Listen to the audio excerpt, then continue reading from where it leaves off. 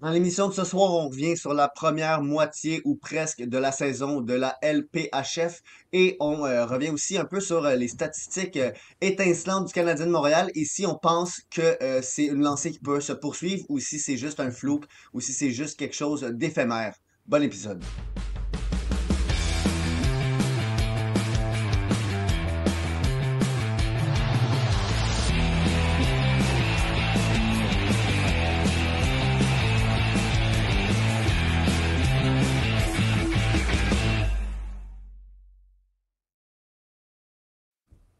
Bonsoir, bienvenue à l'épisode 12 de la saison 3 de Dans le Mille. Je suis en compagnie de Renaud. Comment ça va, Renaud?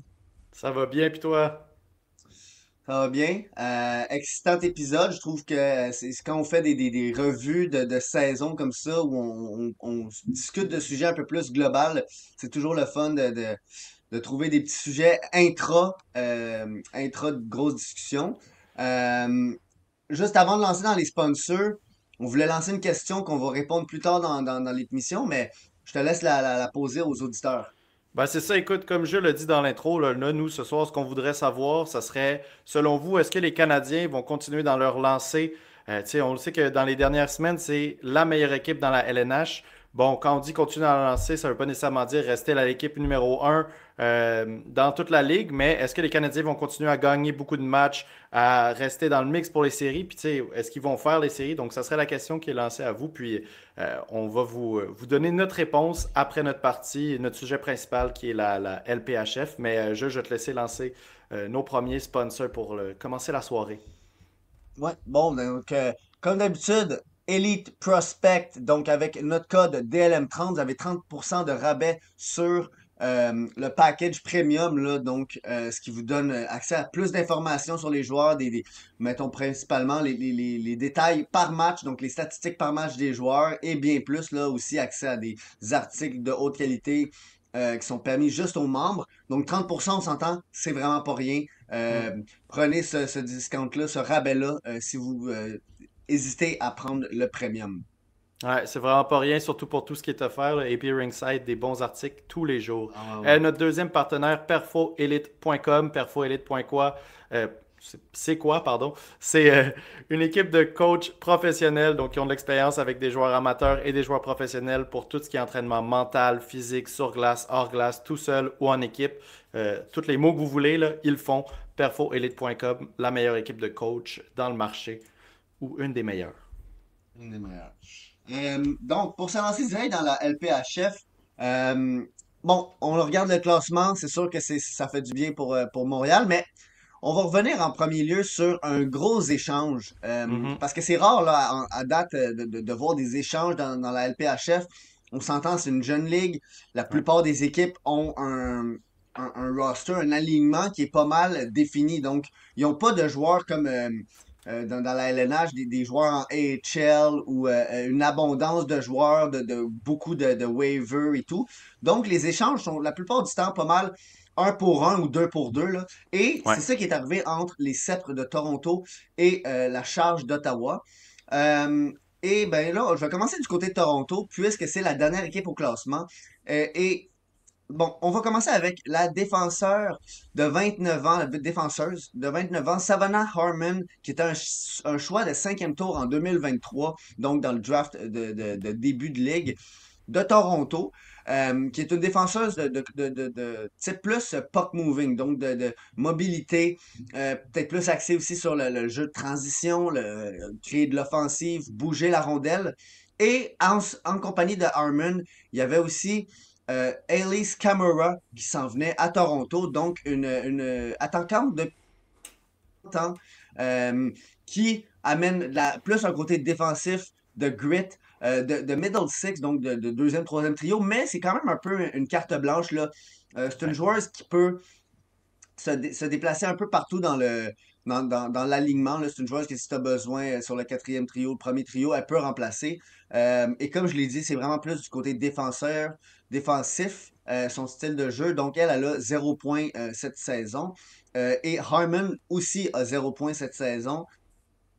Et là, je vais juste le dire, là, mais En gros, Savannah Harmon vient remplacer la joueuse qui a été échangée à Ottawa pour venir un peu aider Renata Fast à créer de l'offensive et créer de la mobilité. Son temps de jeu à Savannah Harmon a augmenté depuis qu'elle est avec Toronto. Ouais, ben c'est ça. Écoutez, c'est un échange intéressant. Je pense pour le moment, je dirais que c'est le plus gros de l'histoire de la Ligue. Dans le sens où on a vraiment deux noms énormes qui ont changé. Quand on regarde les stats, peut-être que justement ça saute pas aux yeux comme étant deux joueurs énormes. Mais tu sais, Savannah Harmon, la saison passée, moi, ça a été une de mes défenseuses préférées à jouer à chaque fois que Ottawa venait jouer puis à Montréal. Puis je regardais, elle était vraiment incroyable à voir, tellement de mobilité, tellement à l'aise sur la ligne bleue. Donc, tu sais, c'est quand même une grosse pièce qui a bougé, même si pour le moment, en 5 matchs, aucun point, ça laisserait pas paraître ça. Ça reste, tu sais, on peut pas effacer son passé, là. Ça reste une joueuse de top, top, top niveau. Et puis moi, écoutez, je vais vous parler un petit peu plus de Toronto. Donc, comme je le dis, ils sont derniers de la Ligue. Comme la saison dernière, donc la saison dernière, au début de la saison, c'était vraiment pourri. C'était une des moins bonnes équipes. Finalement, à la fin de la saison, je pense que c'était dans le top 2. Bref, ils ont vraiment réussi à changer complètement leur saison de bord puis arriver dans les séries comme un powerhouse pour finalement se faire éliminer rapidement. Donc, écoutez, la fin de saison ressemble au début de saison. Et puis là, on recommence la saison d'après et puis c'est encore pas très très bon. C'est qui les highlights de l'équipe? On a Renetta Fass, comme tu as dit, qui, elle, a pas de misère pour le moment à amener de l'offense. Elle a 8 points en 10 matchs. Shara Nurse avec 7 points. C'est correct, mais c'est quand on parle des autres joueurs clés. Donc, tu sais, je pense à Emma Maltais et à Turnbull qui ont fait partie des équipes étoiles offensives de l'année dernière. Puis Emma Maltais, pour le moment, est à 3 points. Turnbull est à 3 points. Bon, c'est sûr que ces joueuses-là, ils amènent de l'intensité. Ils amènent pas juste des points. Mais pour avoir le package complet, c'est pas des joueuses de depth en gros. Là. Tu sais, Emma Maltais, c'est pas une joueuse de bottom six, c'est une joueuse qui est là pour jouer sur ton top 6 parce qu'en plus de l'intensité et de la physicalité, elle amène des points. Puis pour le moment, cette saison, la partie points marche pas. Il avait aussi fait une belle acquisition au repêchage en allant repêcher Izzy Daniel, qui était une des meilleures scorers en NCAA la saison dernière. Elle aussi, pour le moment, dans sa saison recrue, se contente de 4 points, ce qui comparait à d'autres joueuses qui ont été pris au repêchage. Tu sais, c'est pas l'impact qui était espéré. On a aussi Nathalie Spooner qui n'a pas joué un seul match cette saison. Ça fait mal quand elle va C'est ça revenir. que j'allais dire. Ok, c'est ça. C'est ça, c'est un gros morceau, là. Nathalie Spooner, c'était une des trois qui avait été signée avant Ouais, le repêchage. Donc, on s'entend, c'est comme si on avait une de Stacy, Desbiens ou Poulain qui n'était pas présente là, depuis le début de la saison. exactement. Puis écoutez, la dernière statistique, parce qu'à la fin de la journée, une équipe qui va pas bien, c'est facile à dire. Il faut que les joueurs jouent mieux, il faut que les joueurs se performent mieux, il faut que les joueurs qui marchaient l'année dernière marchent mieux. Puis pour ce moment, ce n'est pas le cas. Mais la dernière statistique clé que je voulais vous donner, c'est que l'année dernière, il y avait Campbell, Soup, comme il l'appelle, qui avait été vraiment une pièce importante de son équipe avec un save percentage de 9,27. Donc vraiment une gardienne sur qui il pouvait compter. Puis cette saison, c'est vraiment euh, horrible. Il commence la saison avec 8,91. Donc, tu sais, on dirait qu'en gros, là, il n'y a pas nulle part dans l'équipe où ils sont en confiance, où ils connaissent vraiment ce qu'il faut qu'ils fassent. Fait que, tu sais, peut-être que ça va faire comme la saison dernière, puis s'améliorer un peu, mais tu sais, on va en parler quand on va parler des équipes plus hautes dans le classement. Est-ce que cette saison, tourner de bord puis commencer à bien jouer à la mi-saison, ça va être assez pour faire une place en série? Je suis pas certain, mais oui, en ce moment, c'est pas mal ça la picture de Toronto. C'est un petit peu désolant de regarder les statistiques de certaines de ces joueuses-là quand on sait ce qu'ils peuvent amener vraiment à une équipe, là. Tu sais, c'est ça. Moi, je pense juste pour Toronto, pour finir sur cette équipe-là. euh, je pense que tant une analyse Spooner, puis là, j'ai pas été capable de trouver c'est quoi la date de retour, parce qu'au début de la saison, C'est- c'était pas supposé d'être tant long, puis là, on dirait que c'est plus long que prévu. Ouais, ça serait supposé être bientôt de ce que j'avais vu. Elle avait recommencé à patiner, mais je peux pas confirmer. On est vraiment loin d'être insider à ce niveau-là. Ouais, c'est ça. Fait que regardez. Fait que bon, on va attendre Nathalie Spooner et son retour. C'est sûr que, comme tu l'as dit, tu sais, oui, il y avait Izzy Daniel. Il y a aussi, si je me trompe pas, là, leur première ronde, si je regarde ici, c'est Julia Gosling, qui, non plus, c'est ça, fait pas rien d'étincelant, là. Je veux dire, 2 points en 10 matchs pour un sixième choix. On s'entend que c'était le premier repêchage et donc, des fois, c'est peut-être trouver un peu. Quand on regarde d'autres équipes qui ont repêché et que ces joueuses-là ont un impact direct dans la performance de Ouais. l'équipe. Puis juste, mettons, là, on va tourner à Ottawa, mais je veux dire, Daniel Serdachny, le deuxième choix au total, elle est vraiment en train de prouver qu'elle était un choix de très haut niveau, puis même pas juste en termes de statistiques, parce qu'elle a 5 points en 11 matchs, mais c'est par son apport physique. Et c'est un peu qu'est-ce que Ottawa recherchait aussi dans le... Ce que tu l'as dit. Et là, je pense que j'ai buggé. Un petit peu, ouais. Ouais, c'est ça. Ben, alors, ce que je voulais dire, c'est que Serge Dacny, c'était une joueuse qui, oui, a 5 points en 11 matchs, mais c'était une joueuse qui amenait de l'intensité et amenait de la physicalité, qui est quelque chose que, de ce que je lis dans les articles, c'est quelque chose que les directrices et les directeurs généraux ne s'attendaient peut-être pas à ce que ça devienne autant physique et donc ils doivent s'adapter pour Ouais. être à la hauteur de la ligue. Et donc, Ottawa est allé chercher la future Hall of Famer Jocelyn Larocque, donc 36 ans, choix de deuxième tour en 2023 de Toronto. Euh, c'est une défenseuse steady, donc physique, défense, fermer la ligne bleue, fermer la zone, l'enclave. Une leader, une des plus médaillées du côté canadien. Et en partie, pourquoi Jocelyn Larocque est intéressant pour Ottawa, ben, c'est pour venir aider Ashton Bell et Markovski, donc deux Ouais. jeunes défenseuses. Ashton Bell a 25 ans et donc un deuxième choix en 2023 de Ottawa cette fois-ci. Et Markovski, quatrième ronde en 2024 cette année. Donc une jeune défenseuse qui embarque, quand je l'ai dit, un bon repêchage d'Ottawa qui a un impact direct dans l'équipe. Donc c'est ça, vraiment, Jocelyn Larocque, c'était une stay-at-home, c'était la partner, elle, de Renata. Euh, et ça a un impact sur Renata parce que, en gros, depuis que Renata n'est plus avec la Rock, elle a 2 points en 4 matchs, alors qu'elle en avait 6 en 6 matchs avec la Rock. Donc, est-ce que Toronto est venu un peu vouloir trop en faire et a brûlé leurs défenseurs étoiles? On verra. Mais sinon, le temps de glace, donc l'importance que la Rock a, c'est vraiment le même. Donc, c'est une première paire. Euh, donc, c'est dans les 5 matchs que la Rock a joué avec Ottawa, elle a 4 matchs de 22 minutes et plus. Ouais. Sinon, donc là, quand je l'ai dit tantôt, c'est des échanges un peu un pour un. Donc, une défenseuse de chaque bord, un attaquant de chaque bord. Donc, on a ici pour Ottawa Victoria Bach, une attaquante de 28 ans qui était sur un rôle plus de bottom six, donc troisième, quatrième trio. Septième ronde en 2023 de Toronto. Et en gros, qu'est-ce que la directrice générale d'Ottawa disait, c'est que il croyait que Victoria Bach n'avait pas eu toutes les opportunités pour développer son potentiel. On s'entend qu'il a 28 ans, mais c'est quand même les débuts dans une ligue professionnelle, donc le potentiel d'une joueuse n'est pas complètement exploité, selon eux. Et à date, ils ont raison. En tout cas, là, Victoria Bach a 3 points en 5 matchs avec Ottawa. Elle avait seulement un but en 6 matchs avec Toronto. Et elle a un temps de glace beaucoup plus steady, donc autour de 15 minutes average. Alors que à Toronto, elle avait des matchs de 4 minutes, d'autres de 9 minutes, puis certains de 19 minutes. Donc on s'attend, ça change beaucoup. Et ben, là, juste ça tombait bien. Les deux équipes étaient au quatrième rang à égalité. Depuis l'échange, Ottawa est 2 victoires, une défaite et une défaite en prolongation. Ils sont rendus encore quatrième. Et Toronto, eux, ben, ils ont une victoire, 2 défaites et une en prolongation. Ils sont rendus sixième. Donc, moi, juste pour le bet sur Victoria Bach, je dois donner le edge à Ottawa. Et Jocelyn Larocque, si elle sera en série, ça peut vraiment être une pièce très importante. Bon, là, c'est ça, tu as mis un peu le gros questionnement pour le trade pour Ottawa. C'est indéniable quand on parle des performances des joueurs puis l'impact qu'ils ont eu en ce moment.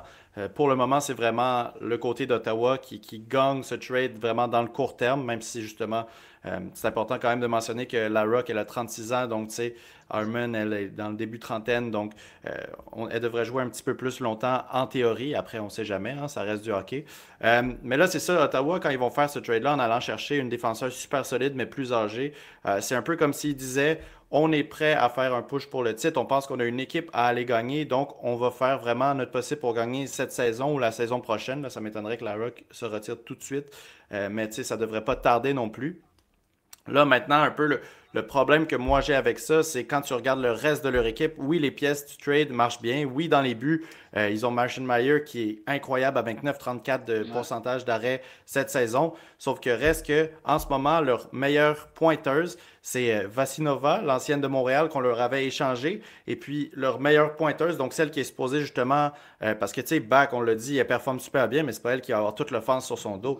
Donc, Vassinova, celle qui est supposée justement être la meneuse d'offense pour cette équipe-là, a 0 points dans leurs 5 derniers matchs. Donc, tu sais, on amène quelqu'un qui a un bon apport offensif, mais en ce moment, tu sais, est-ce qu'on avait déjà le star power pour faire ce push-là voulu?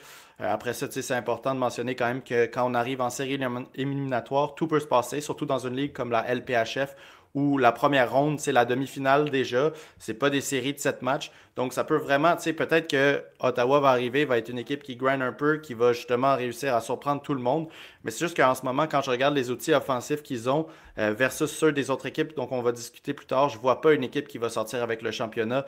Et donc, tu sais, à moins de gros ajouts en off-saison de l'année prochaine qui vont justement aller ajouter quelques stars en attaque, aller ajouter un peu plus de production, puis là, qui justifierait l'ajout de la Rock. Je suis pas encore convaincu de la logique derrière cet échange-là, malgré le fait que c'est indéniable qu'en ce moment, la Rock et Bach performent mieux que ce que Ottawa ont donné à Toronto pour cette saison, et puis que Ottawa est plus haut que Toronto dans le classement. Ouais, ben c'est ça, je pense que t'as bien résumé, là. Je veux dire, encore une fois, c'est une ligue à 6 équipes. Il y en a quatre Ouais, qui rentrent, donc le 2 tiers des équipes rentrent. Euh, Puis comme je l'ai dit, là, la Rock, c'est comme la leader qui vient prendre le rôle de mentor pour les jeunes défenseurs. Mais puis ce que j'aime, c'est que justement, moi, je trouve que le repêchage d'Ottawa, c'est un de ceux qui est à date ouais. le plus avec le plus de Réussi, succès, ouais. là. Bien évidemment, le premier choix overall, je veux dire, on peut pas aller contre qu'est-ce qu'elle fait dans la ligue en ce moment, mais en général, on voit l'impact du repêchage de, de Ottawa dans leur équipe, là, surtout les 3 4 premiers picks. Tu sais, là, ça fait longtemps que j'ai entendu parler de son nom, mais Ronja Savolainen, moi, les matchs que j'avais vus à la défense, je trouvais qu'elle était quand même assez solide.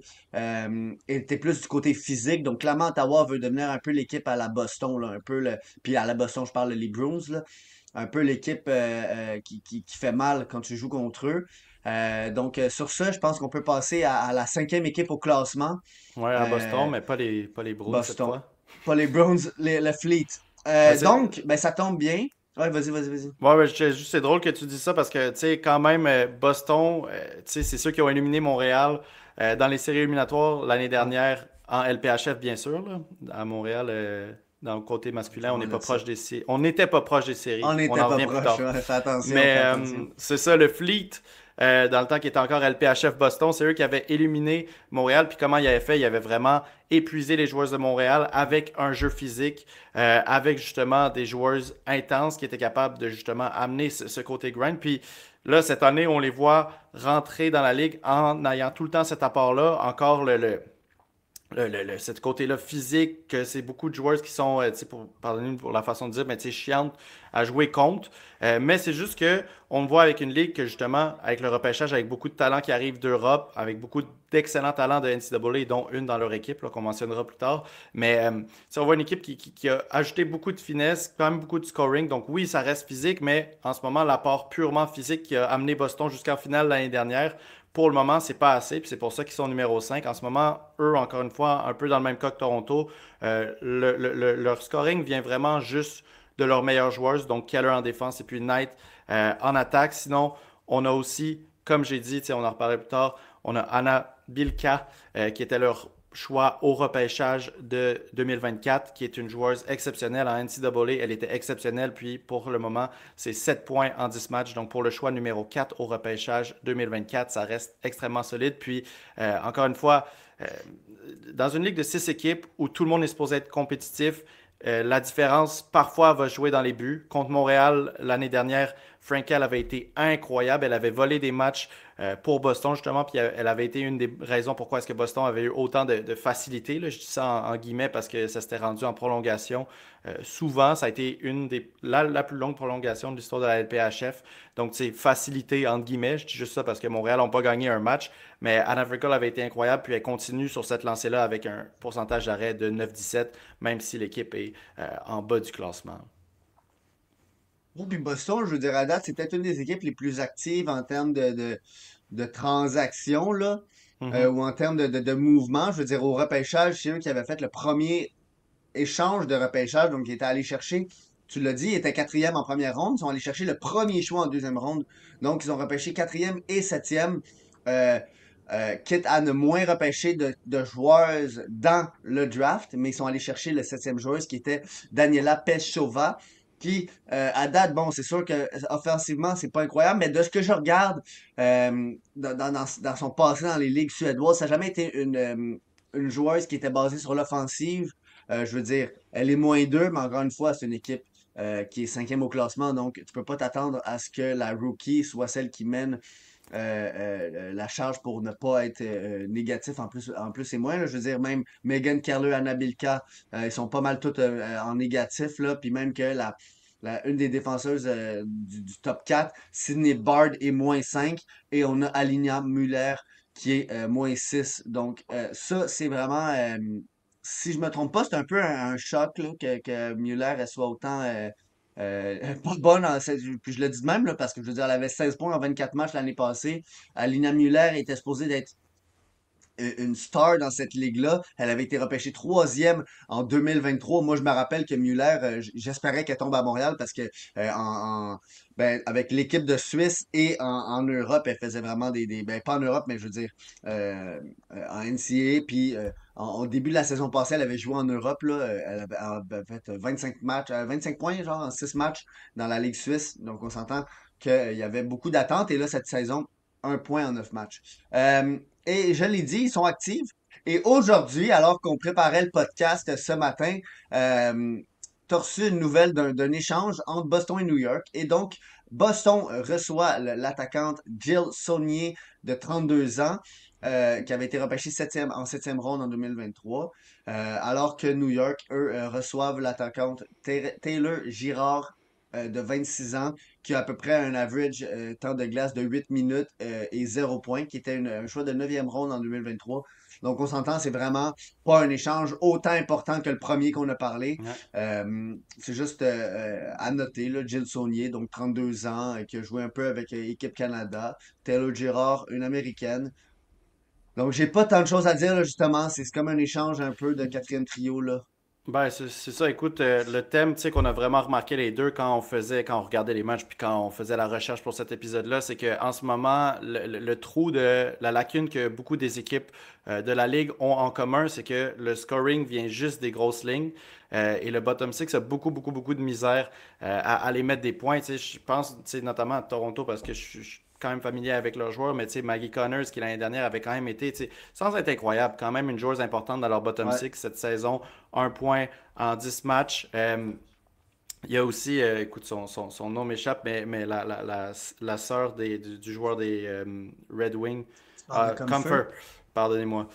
Comfer, justement, aussi, qui avait été pas une star pour Toronto, mais une bonne joueuse de bottom six qui, pour le moment, tu sais, a une production aussi limitée. Et ça, c'est un thème qui est récurrent. Donc, avec un échange comme ça, on voit un petit peu des équipes essayer de faire un effet back, peut-être un peu moins gros, mais tu sais, aller switch up un petit peu des joueuses de rôle, les essayer dans un nouveau système, puis voir si justement on peut arriver à avoir un petit peu plus de scoring de ces lignes-là en bas, qui, tu sais, justement, en gens qui regardent les Canadiens en ce moment, on voit à quel point est-ce que ces lignes-là sont importantes. Donc, tu sais, c'est vrai dans n'importe quel hockey, dans n'importe quelle ligue, on peut pas délaisser ces lignes-là. Puis il faut que tu ailles un petit peu de scoring qui vienne de ton bottom six, même si c'est normal que ça soit moins que tes meilleures lignes.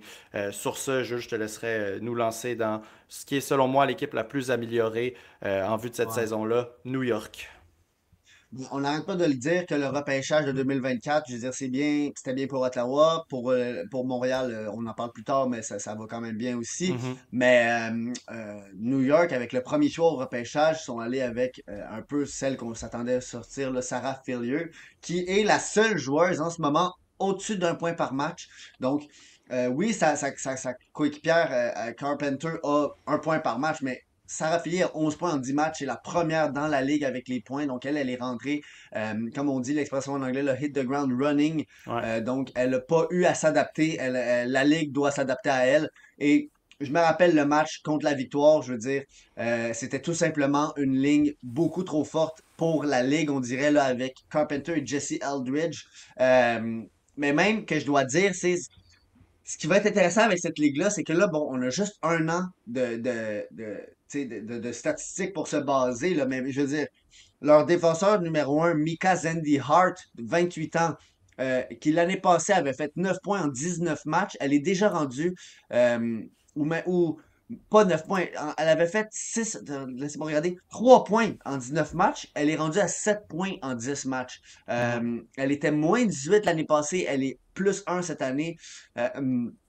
Jessie Eldridge, qui est une autre joueuse qui est pas une joueuse sur laquelle Pascal, et là, pourquoi j'ai oublié son nom de famille au moment, Daou, euh, Daou, Pascal Daou, l'ancien faut que directeur tu penses à général de Rose. Val d'Or, m'a passé à Rose la prochaine fois. Euh, Eldridge, 14 points en 24 matchs l'année passée, et là, cette année, 9 points en 10 matchs. Je veux dire, encore une fois, je le dis, là, c'était pas une joueuse sur laquelle il était basé. Elle a été sélectionnée en troisième ronde en 2023. Mhm. Donc, elle n'était pas supposée d'être sur une première ligne, ou en tout cas, personne ne la voyait là. Donc, c'est des surprises de même qui font que cette équipe-là fonctionne. Peut-être des petites déceptions. Moi, Chloé Aurore, j'aurais aimé ça voir un peu plus d'elle offensivement cette saison. Et ben, dans les buts, je veux dire, Corinne Schroeder, elle est en train de tout dévaliser. Elle est la meilleure en victoire, égalité avec Anne-Renée Desbiens, si je ne me trompe pas. Meilleure en pourcentage d'arrêt et meilleure en moyenne de buts contre. C'est juste qu'à la fin de la journée, comment est-ce que tu peux mettre ton cash contre une équipe qui a la meilleure gardienne de but, plus de victoires, meilleur save percentage, et que dans la même équipe, tu aies la meilleure scoreur de la ligue avec la ligne qui performe le mieux de toute la ligue. Donc, tu sais, cette équipe-là ont vraiment beaucoup, beaucoup, beaucoup de choses qui vont pour eux. Souvent, les matchs qui perdent, ce sont des matchs serrés versus quand les matchs qu'ils dominent, ce sont des matchs où, justement, quand ils gagnent, c'est par beaucoup. Donc, tu sais, on se souvient du match contre le Frost 5-0. Donc, c'est une équipe qui a tout pour être dominant. Puis, ce qui fait peur dans cette équipe-là, euh, c'est que vraiment, on a dit, il y a eu beaucoup de mouvements, que ce soit dans le top 6 avec Sarah Fillier qui arrive, dans le bottom 6 avec des ajouts comme Fecto qui s'ajoute à Danny Landry qui était déjà une Québécoise dans l'équipe. Donc, tu sais, on voit une équipe qui est vraiment en train d'apprendre à jouer ensemble et qui n'est pas encore à leur forme finale. Tu sais, quand on compare justement avec le Frost, ouais, le Frost ou le Fleet. Les deux F, je me suis mélangé entre les deux, mais c'est vrai pour les deux. On voit des équipes qui, eux, se sont bâties un peu plus sur justement leur équipe qui avait l'année dernière, pas voulu faire trop de changements. C'est sûr qu'on a des gros noms qui arrivent, mais rien de autant énorme qu'à New York, versus New York qui, eux, fait des gros, gros changements. Puis justement, ça fait que déjà là, ils performent bien, ils sont dans une position de série, mais que c'est vraiment loin d'être la forme finale. Donc, ça pourrait vraiment être l'équipe à battre quand on arrive en série. Puis, tu sais, une équipe où justement l'offense est tellement épeurante que sais, ils vont battre une équipe qui joue un style un peu plus safe, un peu plus basé sur la défense. Mais un truc que moi, je pense qui est certain, c'est que je pense que venu en série, ça va être l'équipe la plus excitante à regarder. Puis, écoute, sur ça, ça nous amène à Minnesota, qui sont justement les champions de l'année dernière. On parlait de Sarah Phillips et d'à quel point elle est incroyable. Ben, Minnesota, eux, ils ont celle de l'année d'avant, donc un peu le revers de la médaille, le Tyler Isaac, qui était le premier choix numéro un de l'histoire de la Ligue, qui est incroyable. Puis eux, euh, en numéro 2, ce qui est quand même incroyable, on sait qu'ils ont gagné l'année dernière, mais il y a eu beaucoup de problèmes à l'interne cet été, Ouais. après la saison. Donc, c'est l'équipe a envoyé leur directeur général 9 jours après avoir gagné le championnat. Donc, ça, c'était curieux. Puis, on aurait pu penser que peut-être qu'il y aurait eu des problèmes sur la glace. Peut-être que c'est quelque chose que les joueurs auraient ressenti. Peut-être que justement, on aurait vu une équipe rentrer un peu moins forte dans cette saison à cause de ces problèmes-là. Puis, de l'attention médiatique qu'il y a eu sur justement les choses un peu plus négatives dans l'équipe, mais finalement, pas du tout. C'est un groupe qui était déjà assez complet. On le sait parce qu'ils ont gagné la Coupe l'année dernière et qui continue sur cette base-là. Ils sont allés ajouter des bonnes joueuses au repêchage, dont, tu sais, moi, celle qui me saute, qui me saute aux yeux, celle que je pense qui a eu le plus d'impact dans leur équipe, c'est Breetta Curl, qui a été choisi numéro 9 au repêchage. Donc, tu sais, c'était même pas un des choix les plus hauts, même si 9 ça reste quand même haut, mais tu sais, un choix de deuxième ronde. 7 points en 11 matchs, ça reste, tu sais, incroyable, surtout quand on compare justement à d'autres joueurs qui ont été pris un peu plus bas, tu sais, à Toronto. Je parlais de Easy Daniel, qui, elle, tu sais, sans rien lui reprocher, là, je suis sûr que ça va venir avec le temps. Elle est en train de s'habituer à une ligue, mais juste 4 points en 10 matchs versus quelqu'un un but à cœur qui arrive dans une équipe plus compétitive et qui a déjà 7 points en 11 matchs. On a d'autres joueurs clés, mais qui étaient déjà là l'année dernière. Donc, je pense à Claire Thompson en défense, que justement, si vous avez regardé notre premier épisode sur la LPHF qu'on a fait à Dan Mill, on avait Théo Lambert, un scout de hockey féminin qui était venu, qui nous parlait de à quel point est-ce que Claire Thompson pourrait ajouter à Montréal. Finalement, elle s'est retrouvée au Frost, puis ça reste une des défenseuses les plus utiles à son équipe dans la ligue. Izzy à l'attaque, je l'ai dit. Ronnie dans les buts. 9,21 de save percentage. Puis écoute, est-ce qu'on peut vraiment bet contre la gardienne qui a amené son équipe au championnat l'année Non. dernière? Donc, c'est bref, en gros, une équipe déjà pas mal complète, que peut-être on aurait pu penser qu'il y avait des problèmes de cohésion, mais qui finalement, rien, ça ne se ressent pas du tout sur la glace. Et puis qui ajoute justement une bonne scoreuse au repêchage. Qu'est-ce qu'on pourrait demander de plus? Si on est le Frost, je pense que ça va être l'équipe à battre parce qu'ils ont un target un peu sur leur dos, une cible dans le dos à cause de justement leur premier championnat l'année dernière.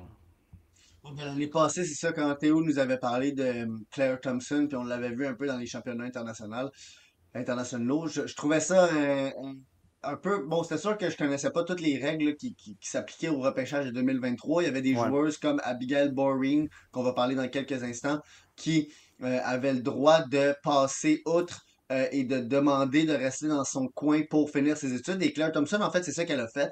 Mhm. Elle n'a pas joué de la saison passée. Et là, cette année, ben, c'est la numéro un en défense en termes de points. Et ben, clairement, Minnesota ont fait un bon choix avec elle au troisième au total cette année en 2024.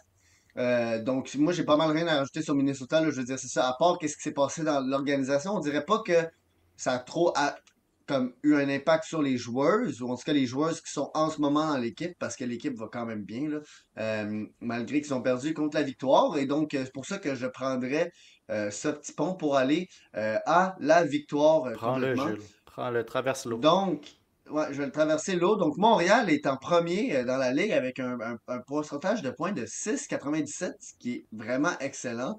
Euh, Moi, j'ai parlé de Boring, puis je veux dire, elle avait bien joué l'année passée avec Minnesota. Elle avait fait quelques beaux buts et elle avait participé à la victoire de la Coupe. Mais cette année, faut un peu s'admettre que c'est toute une sélection au repêchage. Je veux dire, euh, elle est la meneuse en but compté dans la ligue avec 5, avec égalité de 3-4 joueuses, là, je crois bien, mais elle a fait un but qui a l'air peut-être du but de la saison. Et elle continue à être dominante. Elle a vraiment pris, tu sais, quand on dit là, que les joueurs doivent un peu forcer la main aux dirigeants pour leur donner du temps de jeu, leur donner des opportunités, ben, Abigail, c'est ça qu'elle a fait. Je veux dire, est-ce qu'on peut parler d'une saison décevante pour Poulain? Je pense pas encore. Kayla Burns, et Aaron Ambrose, ils pourraient apporter plus d'offensive, mais en même temps, je trouve que leur jeu overall est très bien développé. Anne-Renée Desbiens joue bien. Je pense que Hélène Chouli a moins une excellente saison que l'année Ouais. passée. C'est une saison moins flamboyante, là, puis peut-être que c'était à prévoir dans le sens que l'année passée, c'était juste comme complètement. Je veux dire, on avait un duo de gardiennes de but qui était complètement incroyable. Euh, donc c'est ça, je veux dire, Montréal, la victoire, ça va bien. Ça prend peu pour que l'équipe se ramasse dernière de la ligue, là, dans le sens que une mauvaise lancée, puis quelques matchs de perdu d'affilée, ça pourrait aller très vite que dernier. Mais pour l'instant, je veux dire, ils ont l'air d'être bien coachés, ils ont l'air d'être bien ensemble. Moi, c'est sûr que j'attendais beaucoup de Lina Ljungblom, qui avait gagné la meilleure joueuse de la Ligue en Suède. Et la Ligue en Suède, là, je vais juste faire une parenthèse. La Ligue suédoise d'hockey féminine, c'est peut-être la deuxième, et en fait, c'est peut-être, mais c'est sûrement la deuxième meilleure ligue au monde. On peut mettre la NCAA là, quasiment à égalité, là. Mhm. Mais quand vous entendez parler des joueuses qui viennent de la Suède, il faut pas prendre leurs statistiques puis prendre qu'est-ce qu'ils font là-bas pour acquis, là. Tu sais, là, Ljungblom, c'est clairement une mauvaise adaptation, mais c'est une très bonne ligue, là. La plupart des joueuses jouent là-bas et sont heureuses. Donc, ça va être intéressant dans les prochaines années comment le développement se fait, là. Mais faut quand même regarder la SDHL comme une Ouais. bonne ligue. Ouais, puis écoute, à Montréal, on parle de repêchage depuis le début, mais là, d'aller chercher une joueuse de troisième ronde qui met plus de points que Marie-Philippe Poulain, donc Borel en a 8, Marie-Philippe Poulain en a 7. Bon, c'est sûr qu'en ce moment, à la fin de la saison, d'ici la fin de la saison, Marie-Philippe Poulain, ça va débloquer, là, c'est arrivé à tous les top joueurs, joueuses, peu importe, d'avoir un début de saison un peu plus lent, là. Je suis sûr Ouais, qu'au début, McDavid, en ce moment, ça va pas bien, hein. Depuis, pour les 3 prochains matchs, ça va pas très bien, ouais, là. lui, il aura 0 point dans les 3 prochains matchs, ça, je vous le garantis. Mais c'est ça, mais quand même, d'aller chercher une joueuse en troisième ronde qui a plus de points que ce calibre, donc tu sais, la meilleure joueuse de hockey féminin de tous les temps, tu sais, ça reste que ça en dit beaucoup sur la sélection de la victoire. Puis, tu sais, si on parle un peu de leur autre choix, oh, Kayla Barnes, 5 points, donc tu sais, est-ce que c'est la star offensive qui a point par match? Pas pour le moment, mais ça reste que c'est un apport, tu sais, qui est indéniable, puis l'équipe serait pas pareille sans elle. Gardiner, qui a été pris en deuxième ronde, 6 points. Puis Ouais. là, tu sais, tous ces noms-là que je vous donne, tu sais, c'est sûr qu'on a des noms comme Lingel Bloom qui pourrait vraiment amener plus, puis pour le moment se contente de un but en 11 matchs, ce qui est un peu décevant, mais on a d'autres noms justement comme Gardiner qui sont des joueurs qui jouent pas tu sais, sur la première ligne et qui arrivent à quand même participer à l'offense. C'est quand même beaucoup très prometteur. Puis c'est une des équipes où je pense que justement le scoring des deux dernières lignes, donc la ligne 3 et la ligne 4, Ouais. sont les plus performantes. Donc on a ça d'avance sur les autres. Elles ont ça d'avance sur les autres. Et puis, tu sais, quand moi je vois des noms comme Leisure Bloom, un but en 11 matchs, c'est sûr qu'on peut penser, OK, c'est décevant, c'est plate, mais moi, ce que je vois, c'est justement une adaptation qui se fait un peu plus lentement, puis beaucoup, beaucoup, beaucoup de potentiel offensif à débloquer. Puis si on va vraiment débloquer ce potentiel-là, on mélange ça avec la défense où tout le monde est capable de jouer un jeu two-way qui fonctionne, qui est cohérent, avec Anne-Redé Desbiens dans les buts qui met un 9,28, même si Choulet est un peu plus décevante, reste que le plus important, c'est la gardienne numéro un. Puis en ce moment, elle se débrouille super bien, 9,28, puis comme tu as dit, à égalité dans la ligue pour les victoires. Tu sais, tout ce qui reste à cette équipe-là, c'est d'aller débloquer ce petit potentiel-là. Donc, ils ont vraiment tout pour continuer dans leur lancée. C'est vraiment difficile, comme tu as dit, de prédire qui est-ce qui va finir premier. Tout pourrait changer. Puis, tu sais, c'est quand même aussi important de souligner, je pense, les blessures que l'équipe a en ce moment. Donc, Laura Stacy s'est blessée en début de saison. Mhm. Ça fait un petit bout qu'elle n'a pas joué. Boulier, qui est revenu il n'y a pas longtemps. Donc, tu sais, est-ce qu'elle aussi elle revient de blessure? Est-ce qu'on a encore son plein potentiel qui a été débloqué? Pas pour le moment. Elle a juste joué 6 matchs cette saison. Donc, tu sais, il reste beaucoup, beaucoup, beaucoup, beaucoup de choses sur lesquelles être optimiste pour cette équipe-là. Puis c'est une équipe que, en ce moment, ils sont premiers. Donc, on pourrait se dire, hey, il n'y a rien à améliorer, tout est parfait. Mais tu sais, même en étant première, il y a plein de choses qui pourraient encore aller mieux pour cette équipe-là. Donc, je suis quand même optimiste pour le restant de leur saison. Puis j'ai vraiment hâte de voir parce que, tu sais, aussi, cette équipe-là qui s'est fait battre en 3 matchs dans les séries l'année dernière, c'est une équipe que je pense que ces joueuses-là vont avoir vraiment faim en arrivant en série. Puis je pense qu'on pourrait voir des séries qui sont vraiment beaucoup mieux que la saison dernière. Puis on pourrait, tu sais, c'est une équipe qui a vraiment ce potentiel-là d'aller jusqu'au bout. Ça ne me surprendrait pas de voir une victoire de la victoire dans la ligue au complet à la fin de la saison. Puis ils continuent leur bonne lancée. Là, 2 victoires en fin de semaine, dont une contre le Frost, qui est justement l'équipe numéro 2, 4-2. C'était quand même une victoire très convaincante contre le Frost. Donc c'est encourageant à voir. Puis je pense que cette équipe-là va aller très loin, là.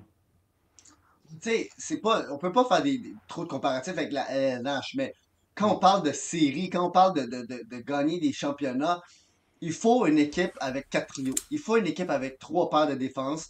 Euh, Puis là, ça va faire parfaitement le switch à la question qu'on a posée au début du podcast en lien avec le Canadien. Mais je veux dire, tu le dis, la victoire, c'est peut-être une des équipes qui a le plus de répartition des points sur l'ensemble de l'équipe, ou en tout cas, une production qui se fait beaucoup plus étalée et non plus concentrée comme New York, mettons.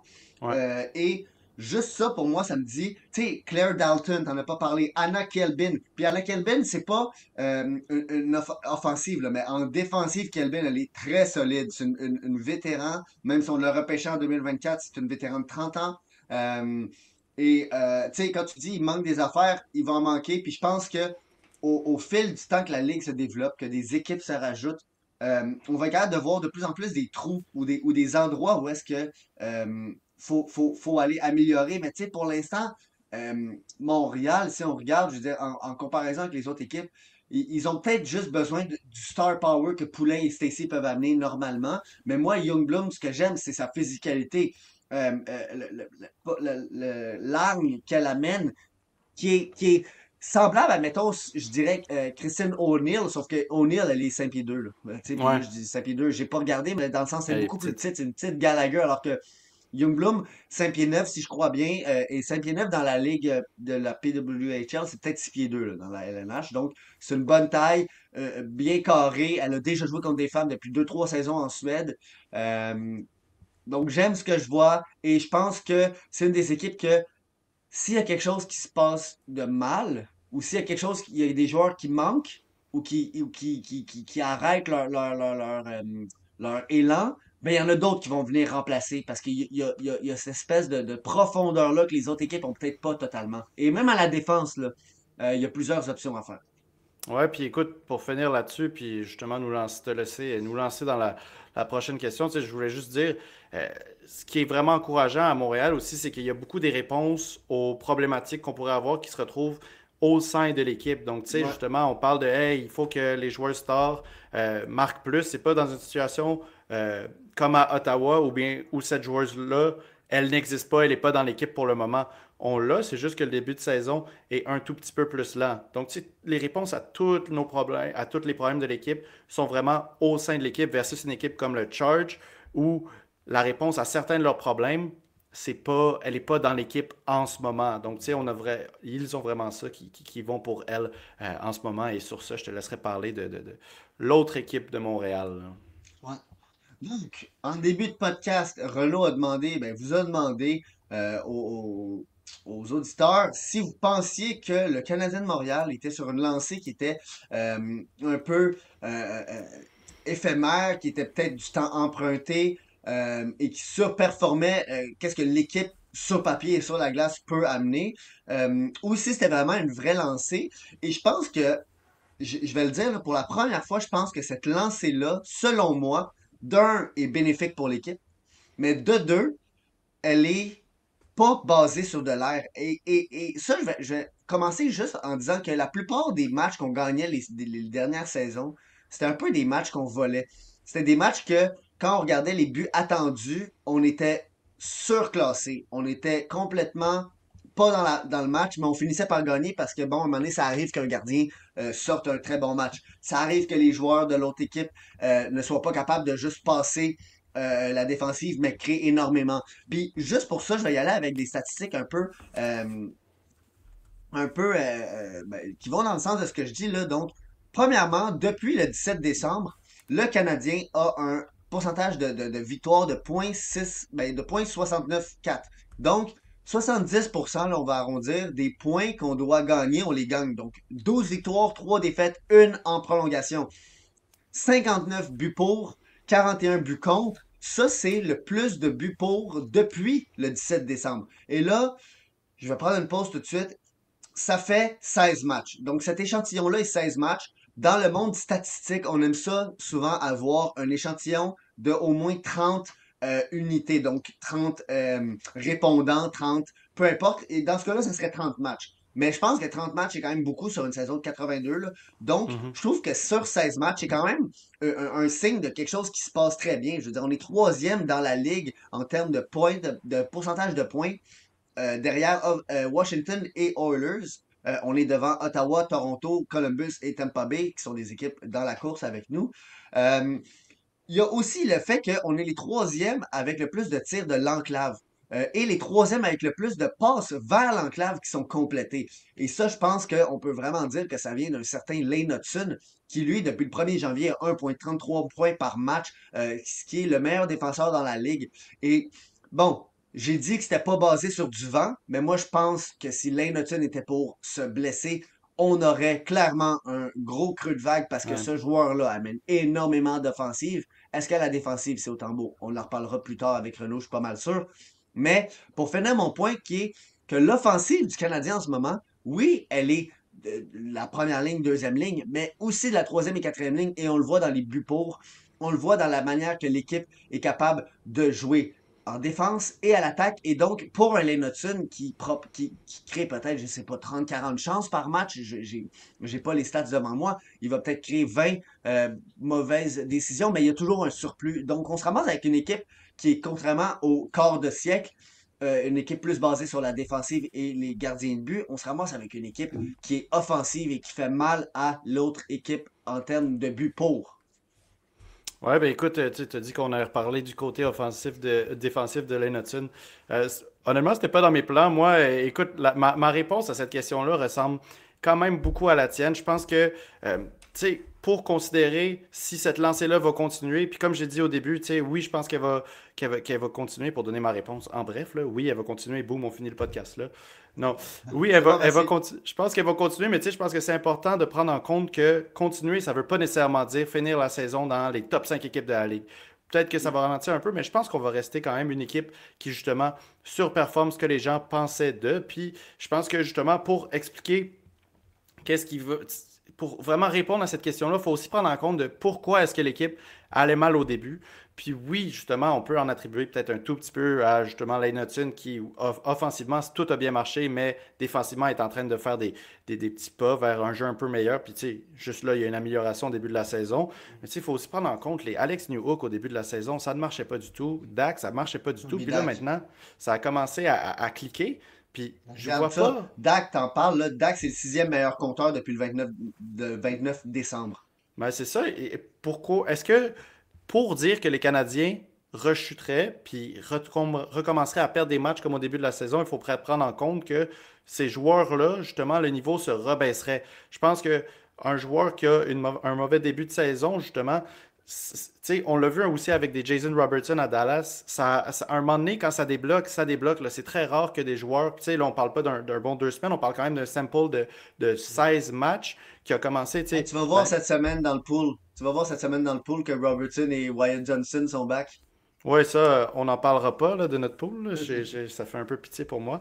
Mais oui, c'est ça. Tu sais, c'est pour ça, c'est vraiment sur ce genre de truc-là que moi, je base mon opinion. Aussi, tu sais, euh, là, faut regarder globalement, tu sais, qu'est-ce que c'est. Si, admettons, l'équipe continue à performer puis fait les séries cette saison, qu'est-ce que ça veut dire pour le Canadien? Puis je pense que c'est vraiment encourageant, déjà de un, parce que moi, ce que je voyais vraiment comme différence quand on regardait les Canadiens jouer contre les grosses équipes quand on se faisait planter les saisons dernières, c'était OK, il faut que tu ailles une ligne, que ta première ligne, elle arrive sur la glace, puis que les autres équipes aient vraiment de la misère à avoir une réponse pour. Donc, tu sais, quand on regarde l'équipe de Tampa Bay qui a gagné la Coupe, quand tu mettais Stamkos et Kucherov sur la glace, c'est tellement difficile pour les autres équipes de savoir quoi faire. Quand on regarde Floride l'année dernière, c'est pas Toronto, excusez Toronto, hein. Mais Colorado, je me suis mélangé avec les hauts, mais oui, Colorado aussi, c'est leur ligne avec McKinnon, Rantanen. C'était vraiment difficile de trouver une réponse pour ça. Puis je dis pas qu'en ce moment, la ligne du Canadien, c'est le même calibre que ça, mais quand on voit Caulfield, Slavkovski et Suzuki sur la glace, si je les compare pas à ces lignes-là, mais reste que c'est des équipes, une ligne où chaque gars connaît son rôle et se spécialise dans quelque chose, puis est vraiment capable de justement enlever les réponses à l'autre équipe. Donc, tu sais, on voit Slavkovski qui rentre dans la zone, qui attire toute l'attention sur lui, qui fait une passe à Caulfield, qui sait exactement où se placer, qui est capable de justement, sans être physiquement le joueur le plus imposant, pousser son adversaire pour se créer de l'espace. C'est ça, je veux dire, c'est vraiment une ligne qui est capable d'arriver sur la glace puis de dominer même les meilleures paires défensives des autres équipes. Puis ça, il faut ça. Puis, si je voulais amener le point, est comme là, en ce moment, là, si vous regardez le podcast processus, au début de la saison, quand ça allait pas bien, il y avait Snake qui disait c'est pas grave, c'est pas grave, c'est pas grave, ça fait partie du procès. Puis j'étais 100% d'accord. Sauf qu'en ce moment, il faut quand même prendre en compte qu'à Montréal, on a le meilleur genre de sortie de rebuild. Dans le sens, si cette lancée-là continue cette saison, admettons, on va en série puis on perd en première ronde, c'est pas la fin du monde parce que ça veut dire que tu t'es sorti d'un rebuild de façon organique. On n'est pas allé chercher un Claude Giroux à la deadline qui nous amène en première ronde, mais que, tu sais, finalement, le gars a 31 ans puis fait pas partie. Tu t'as échangé un prospect. T'as échangé un prospect ou t'as échangé un pic, là. Non, c'est ça, exactement. Tu sais, c'est pas. Le scoring vient tout des joueurs que les Canadiens soit ont repêché, soit sont allés chercher, soit ont redéveloppé, donc comme des New Hook, comme des Dak. Et puis, tu sais, notre première ligne, c'est juste des gars qui ont. Tu sais, Suzuki a été repêché par une autre équipe, mais c'est qui l'a développé réellement? C'est certainement pas Vegas. C'est tous des Non. produits de Montréal et c'est ça qui est, tu sais, vraiment le plus excitant. Puis, faut prendre en compte aussi, regarder qu'est-ce qui arrive. On a Rainbacker qui est supposé être une pièce clé, qui, tu sais, je dis pas qu'il va faire une arrivée explosive, mais tu sais, qui pourrait résoudre certains des problèmes de cette équipe-là au courant, tu sais, surtout s'il arrive à jouer d'ici la fin de la saison. Là, ça serait vraiment incroyable de le voir la saison prochaine avec déjà un petit élan. Puis, comment est-ce qu'on peut pas. Tu sais, imaginez le top 6 des Canadiens, regardez les statistiques avancées, regardez comment est-ce que tout marche bien, puis après ça, ajouter Ivan Demidov là-dedans à la place de Ouais. un Alex Newhook. Tu sais, je pense qu'on commence à quand même avoir l'air d'un top 6 qui pourrait justement faire quelque chose de plus que aller en première ronde et perdre. Puis, tu sais, je sais que c'est un peu désolant pour certains fans de penser que hey, on pourrait juste aller en première ronde et perdre. Mais en ce moment, on a une équipe qui a vraiment pas beaucoup d'expérience de playoff. Puis des fois, justement, tu sais, la petite expérience d'aller en première ronde, jouer 5-6 matchs, puis se faire battre, ou bien, tu sais, peut-être à l'opposé, réussir à surprendre une des autres équipes. Tu sais, si on pouvait arriver en wildcard, avoir des matchs contre Toronto, puis encore une fois, les sortir en première ronde, ça serait quand même incroyable. Là. On croise les doigts. Mais tu sais, tout ça pour dire que c'est de la bonne expérience, perdre ou gagner. Avoir cette expérience de match, de jeu de playoff, c'est de l'expérience qui va faire vraiment du bien à tous les joueurs de cette équipe-là. Et puis, c'est tout ça pour conclure sur le fait que ce qui est le plus encourageant pour moi chez le Canadien, c'est que si cette lancée-là continue, puis que les Canadiens font les séries, puis qu'on bâtit sur une base gagnante, ce qui est le plus encourageant, c'est justement ce mot-là, c'est organique. Tout a été fait organiquement. La fin du rebuild est venue des joueurs et pas de Kent Hughes qui décide que lui, cette année, c'est fini, donc tout se passe. Puis clairement aussi, ça vient de Jeff Molson, je veux dire. Tu sais, il y a beaucoup d'échanges qu'on sait pas, mais ça vient du propriétaire qui dit non, non, là, moi, je veux gagner maintenant, ou hey, non, non, là, tu sais, Islanders, là, je suis pas mal sûr qu'ils sont, à chaque fois, c'est Lamoriello ben, lui, c'est le directeur général, mais qui, tu sais, qui voit un peu sa vie et sa carrière finir et qui est comme non, non, moi, il faut que je gagne maintenant, donc je vais hypothéquer tout le futur pour aller me gagner maintenant et aller me Ouais. chercher des joueurs qui me font gagner maintenant, au lieu de faire, comme tu dis, un peu à laisser la vie faire bien les choses là, et créer. Bon, le mot culture, on en parle depuis longtemps, mais là, je pense qu'enfin, on voit quelque chose qui est de la culture. Je me rappelle plus c'est quoi exactement le match où est-ce que David Savard a crié à la fin de la première période quand on avait eu un deuxième but en désavantage numérique dans la première période et que Martin Saint-Louis à la fin du match il dit ben j'ai rien eu à dire. Puis en fait c'est que Ouais. l'équipe, les joueurs ensemble se sont parlé et on peut le voir juste avec le style de jeu de Patrick Lainé. Je veux dire Patrick Lainé, je suis pas celui qui a regardé le plus jouer Patrick Lainé, mais de ce que je sais et de ce que j'ai vu au début de la saison avec ben, le début de sa saison avec nous c'est un joueur pas mal unilatéral. Là.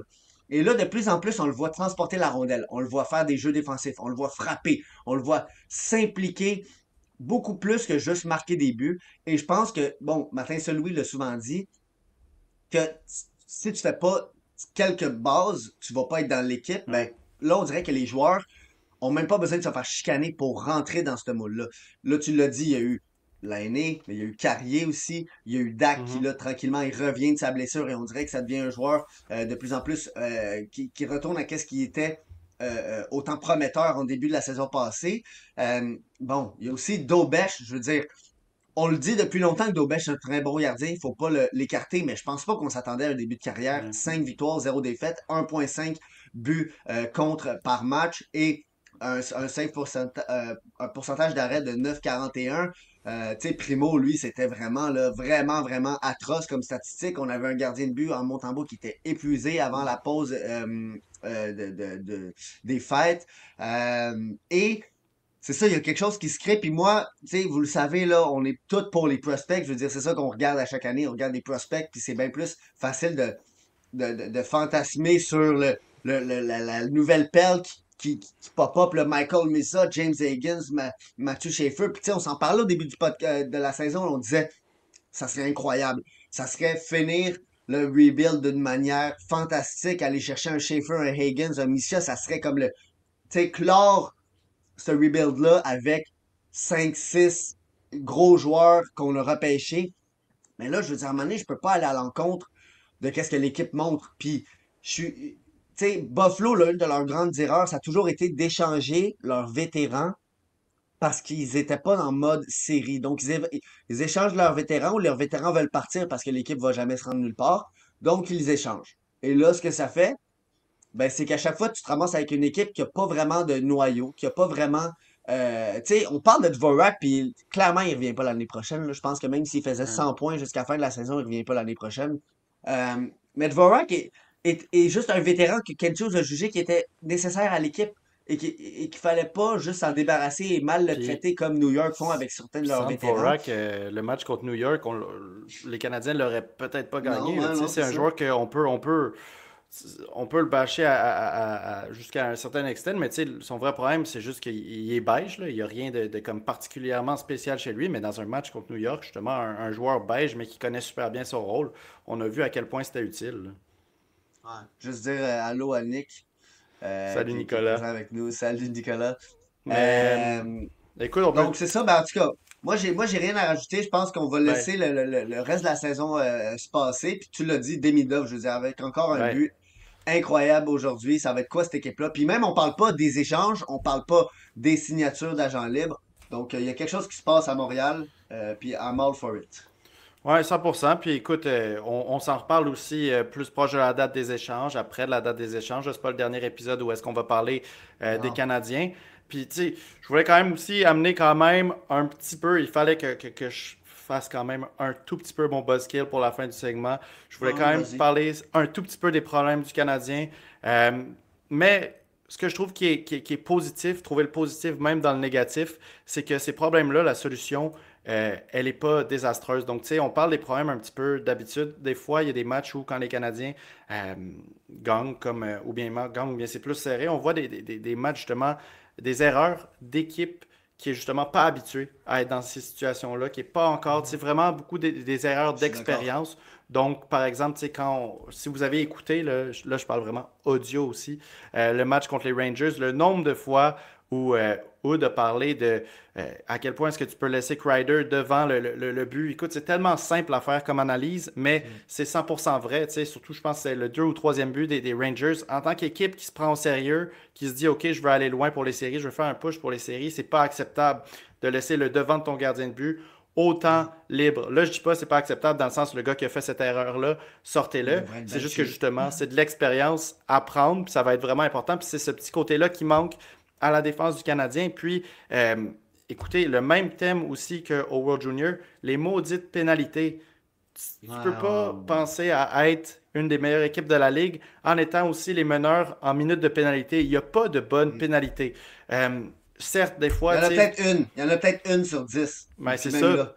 Puis tu sais, c'est sûr que c'est satisfaisant de des fois tu sais, avoir des pénalités qui pénalisent pas l'équipe. Donc tu sais, quand on voit Herbert Jokai se battre contre Matt Rampy, ok, c'est bon, aucun problème avec ça. Mais après ça, tu sais, je me souviens plus c'est quoi le nom de cette pénalité, mais Josh Anderson qui vient double check, je pense que c'est ça. Ouais, Euh, le cross-check, là. Cross-check dans le dos du joueur des Rangers, Ouais. c'est complètement ridicule. Puis c'est des erreurs de jugement comme ça qui rendent la game tellement plus difficile pour l'équipe, là, tu sais. Beaucoup plus difficile en termes de comme c'est plus difficile de jouer en piqué, mais tu sais, je pense que j'ai dit exactement la même phrase quand on parlait de Team Canada au World Junior, là, mais constamment avoir une équipe qui doit jouer à 5 contre 4, c'est épuisant, puis ça fait que les fins de match, c'est comme si les Canadiens avaient joué, tu sais, je sais pas c'est quoi la représentation, mais tu sais, une demi-période de plus que l'autre équipe, fait que tu sais, ça aussi, ça nuit énormément, puis pour finir, ça, je veux pas qu'on y réponde en ce moment, je voulais juste mettre ça dans l'univers, puis Nicolas, écoute, il en a parlé aussi. Faut pas oublier qu'on a encore le choix de Calgary. Moi, je suis juste curieux en ce moment de voir justement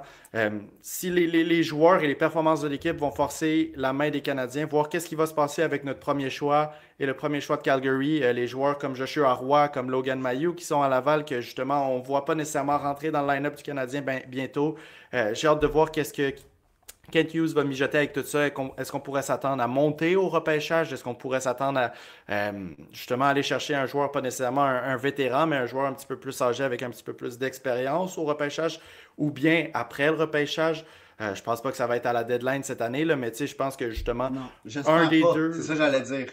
ben c'est ça. J'espère pas qu'au deadline, à moins que ça soit genre, puis là, je lance un nom dans l'univers, mais un joueur 23 ans, Mais c'est 24 ça. ans, Mais ça, c'est pas la même tu sais, chose, là. non, mais c'est ça, mais c'est pour ça que moi, je pense que ces choix-là, j'espère en tout cas qu'on les Ouais. garde jusqu'au repêchage. Soit on avance, soit on va chercher. un gars à la Kirby Dak, mais en 2024, Oui, 25. ou bien, tu sais, aussi, à la fin de la journée, il n'y a rien qui empêcherait de justement faire quelque chose avec un de ces choix-là pour après ça, tu sais, je disais, tu sais, je te disais, parce que ça, moi et Gilles, on s'en est parlé juste avant, mais tu sais, si les Canadiens ont une liste de joueurs, puis finalement, eux, croient vraiment au potentiel de Justin Carbonneau, puis qu'ils arrivent au choix de Calgary dans les alentours de 20, puis qu'ils disent, hey, on a potentiellement une future star qui est disponible là. Si j'aurais rien contre le fait de bouger le premier choix, puis après ça, aller repêcher avec ça, mais c'est juste qu'il faut qu'il y ait un plan. Tu sais, je pense pas que en tant qu'équipe, il avancerait à aller prendre, admettons, un Jake O'Brien avec le choix numéro 15, puis après ça, un Non, autre non. joueur de ce genre-là avec le choix numéro 18. Puis tu sais, c'est pour rien enlever à ces joueurs-là. Là. Tu sais, j'aime bien Jake O'Brien, c'est juste que c'est pas ça que Montréal a besoin en ce moment. Soit c'était une On sait grosse pas c'est star. quoi leur, ouais. On Ouais, c'est sait pas c'est ça. quoi leur évaluation, là, mais dans le sens que je suis quand même d'accord avec toi de si on est pour repêcher, il faut que ce soit un joueur que tu évalues qui va venir avoir un impact. Parce que, tu sais, on parle beaucoup de Demidov, de Reinbacker, de Fowler. Faut pas que, faut, tu sais, j'avoue que c'est quand même trois joueurs à trois positions différentes Ouais, qui ouais. peuvent venir avoir un impact dans, tu sais, de premier trio, première paire, premier goaler, mais la profondeur va commencer à s'effriter en termes de prospects. Et un moment donné, si on ne fait pas de grosses acquisitions en échange aux agents libres, un moment donné, il va falloir qu'on revienne dans nos échanges, dans nos repêchages. Et donc, moi, je ne jetterais pas ces choix-là. Non, non, non, Mais c'est ça. On les jetterait comme je pas, te dis, moi. c'est ça, ça serait cool, là. Un Desnoyers, un Carbonneau, là, un petit Québécois en première ronde là, de ce talent-là, là, je C'est dirais ça. Puis vraiment pas écoute, non. Là.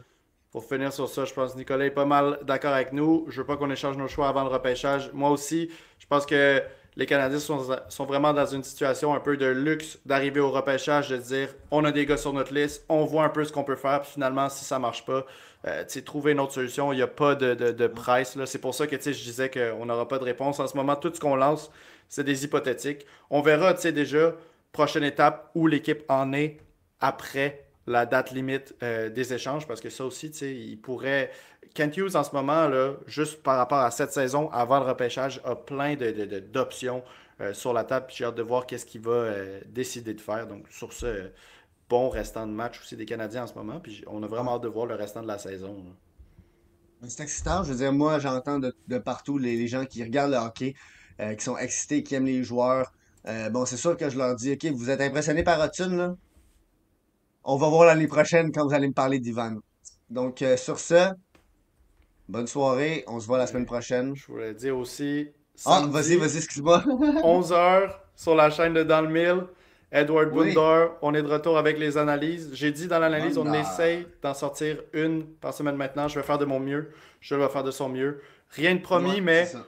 si c'est pas une par semaine, ça va être une ou 2 semaines. Donc 11 heures, ne ratez pas ça. Edward Bundor, je sais qu'il est un Ouais. petit peu moins connu, donc si vous le connaissez pas, on se retrouve pour un petit rendez-vous de 20 minutes. Je vous explique exactement quel type de joueur c'est. Comme d'habitude, merci Nicolas d'avoir commenté. Merci à tout le monde d'avoir été avec nous ce soir. Puis on se dit à mardi prochain. Ou à samedi en fait, si vous m'aimez À beaucoup. samedi, puis à mardi après. Puis à dimanche, en fait. Exactement. Bonne soirée tout le monde. On se voit tout le temps.